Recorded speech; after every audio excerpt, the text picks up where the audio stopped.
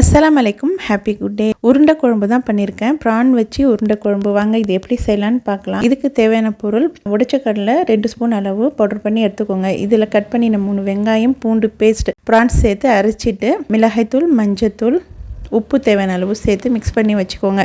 இப்போ gravy ready பண்ணிக்கலாம். கிரேவிக்கு ஒரு பாத்திரத்தில் எண்ணெய் சேர்த்துக்கோங்க.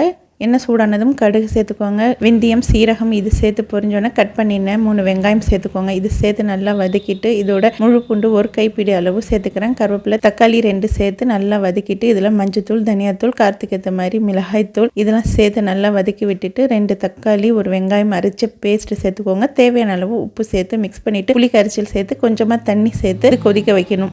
இது கொதிக்கிற வரைக்கும் எல்லா பேஸ்ட்லேயும் நம்ம குட்டி குட்டி பால்ஸ் மாதிரி செஞ்சு இந்த கிரேவியில் சேர்த்து நல்லா கொதிக்க வச்சு திக்கான அப்புறம் நம்ம ஸ்டவ் ஆஃப் பண்ணிக்கலாம். அவ்வளோதான், சூப்பர் டேஸ்டியான ப்ரான்ஸ் உருண்டை குழம்பு ரெடி ஆயிடுச்சு. கண்டிப்பாக உங்கள் வீட்டில் ட்ரை பண்ணுங்கள். சப்ஸ்கிரைப் பண்ணி சப்போர்ட் பண்ணுங்கள். தேங்க்யூ ஃபார் வாட்சிங்.